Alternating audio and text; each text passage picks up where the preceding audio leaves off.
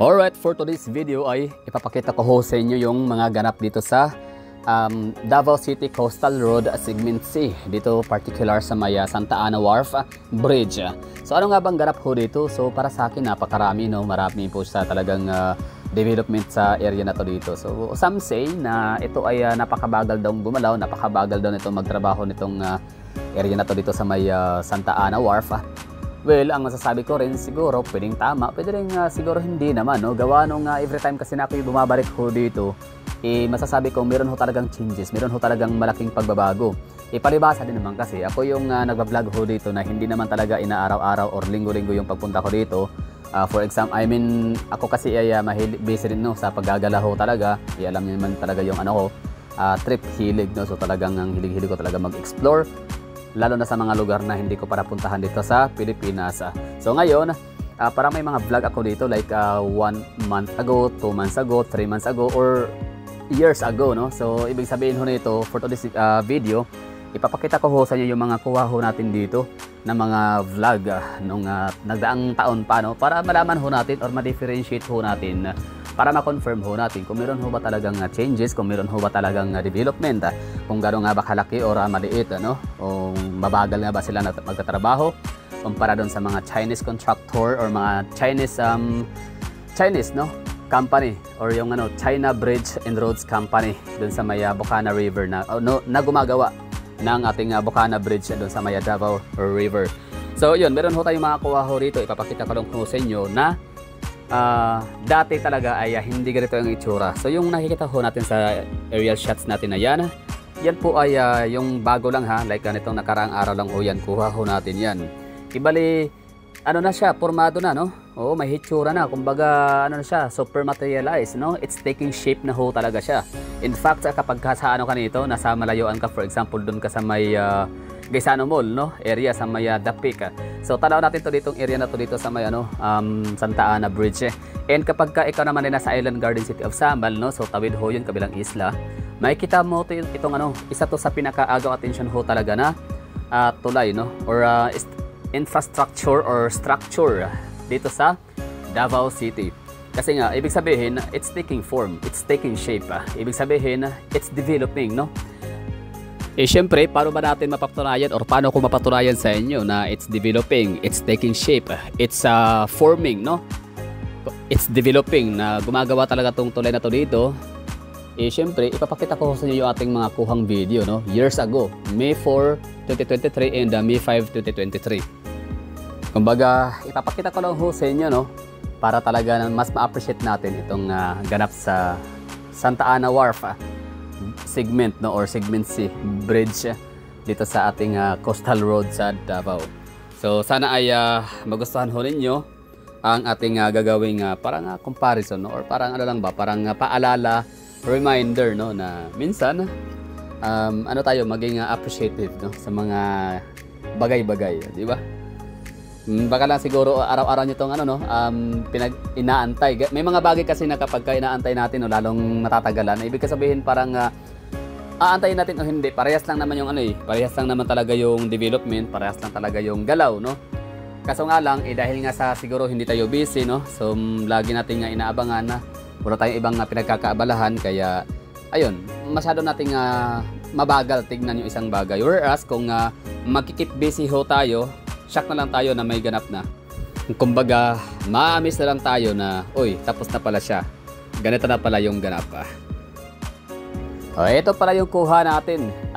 This was taken May 5, 2023, no? So ibig sabihin, magto 2 years na ho ito, no? Itong ganap, no? Ito yung tulay na nakita ho natin May 5, 2023. So bali na siya, no? 1 year lagpas or mahigit na. Ibig sabihin magto 2 years old na itong larawan na ito, itong video na to, itong footage na to, ngayong May 5, 2025. Di ba? So ngayon, kung titignan ho natin dito, siyempre may mga gumagawa pa lang, no? Kumbaga, forming pa lang siya, no? Parang minamaterialize pa lang or materialized pa lang ang lugar na to. So wala pa siyang railings, wala pa talaga siyang view, no? In fact, itong ilalim ho nito, kung makikita ho natin, may cranes ho dyan, di ba? At saka may mga tao, may mga construction worker or may mga empleyado, no, na pinipinturahan ho nila yung ilalim na yan. So ibig sabihin hindi pa yan na fully developed, no? So kumbaga, maamis na lang tayo na, uy, tapos na pala siya. Ganito na pala yung ganap. Kumbaga, painted yung buong semento or yung buong tulay. Kita nyo naman, di ba? So ano pa, may mga portion pa lang, no? Ilang portion pa lang yung napinturahan. Yun, may 4 katao dyan na nagtatrabaho. So sila po yung nagpipintura, no? Nagkukulay sa ating tulay na yan. And next naman ito ay meron tayong kuha naman na May 4, no? So ano siya? Ito yon, tulay. Umakyat ho tayo sa tulay na ito, tapos kung as you can see naman, di ba, wala pa tayong makikitang railings, di ba? Wala pa tayong makikitang ano diyan, ilaw. Ano pa lang, oh, yung parang ano pa lang, abang pa lang, no, para sa ilaw. Ano ba tawag diyan? Yung parang may pipe. Anyway, so yun lang, no. So appreciate ho natin. Maganda ho itong lugar natin dito sa Santa Ana Bridge, Segment C, kasi talagang it's taking shape ho talaga. It's forming, it's developing. So mabagal siguro dahil nga sa wala tayong ibang ginagawa kundi mag-abang lagi ng update, no? Kung naging busy lang siguro tayo sa buhay natin, ibig ko sabihin na hindi ko naman sinabing wala kayong pinagkakaabalahan, pero baka masyado kayong tutok, no? So may mga bagay ho talaga na kapag inaabangan ho talaga natin, lagi nating pinagmamasdan ay hindi ho natin mapapansin. But if we keep ourselves busy, no? Kung meron tayong mga pinagkakaabalahan or parang hayaan na lang muna natin yung bagay-bagay, no? Kasi andyan tayo, nanonood tayo o wala, nagmamasid tayo o wala, talagang gumagalaw na din naman kahit paano, no? So for example, ano ba yung mga bagay na hindi naman, na kaya andyan tayo, nag-aabang, nanonood, nagmamasid o hindi, talagang gumagalaw ho talaga yan, no? Whether we like it or not. For example, yung galaw ng buwan, galaw ng araw, galaw ng relo, no? Galaw ng oras, di ba? Galaw ng tubig. So yun yung mga bagay-bagay sa mundo na kapag tinitignan ho natin, napakabagal pagka hindi natin siya aalisan ng tingin, no?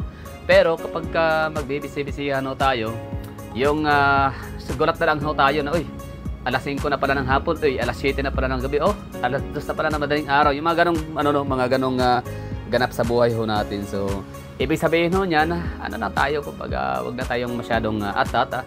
Basta para sa akin na it's forming, it's developing, it's taking shape talaga itong area na to dito, itong tulay natin sa Santa Ana Wharf Coastal Bridge. Kita nyo naman, no? Ito, kuha ho natin talaga to since, way back May 4, 2023. O, diba? So today is November, no? Second week of November 2024. Pero ang ganda na ng kuha, ang ganda na ng lugar, no? Meron na siyang railings, meron na siyang tinatawag nating fiber glass walls, no? So ibig sabihin may dagdag na, no, na development changes. So gumaganda na yung tulay natin dito. Kumbaga dire-diretso na yan. Plus kung mapapansin ho natin, di ba, sabi nyo nga napakabilis ng trabaho dun sa China Bridge and Roads sa may Bocana Bridge, no? Bocana River, Davao River. So ibig sabihin na yung the moment na matapos na yun doon ay tapos na rin to dito, no? Para dire-diretso na tayong magbiyahe hanggang sa may dito nga sa Segment C. So yung hindi pa natapos or hindi pa masyadong nasisimula na ay itong sa Segment 4, no, sa may Arcastillo. Doon tayo kanina nagpunta, kaso nga lang ay hindi ako pinalad na makakuha ng makapagpalipad kasi nga alam niyo talaga sobrang hirap kong gumising, no, ng araw. So yun, late na naman akong nakarating sa location, kaya hindi ako nakakuha ng drone kasi gabi na, madilim. Drone ho natin hindi naman to mamahalin, no? So pinaka cheapest, pinaka low end type of drone, no? Kaya hindi siya makakalipad ng gabi or ng madilim. So yun lang siguro. So susubukan ho natin yan na makuha ho tayo ng update dun sa area na yun. Thank you for watching, no? Appreciate tayo pag may time. Huwag tayong magmamadali. Ibig ko sabihin na busy-busyhan din, no? Let's keep ourselves busy para hindi tayo maiinip, no? At maatata. That's all for today's video, and bye-bye.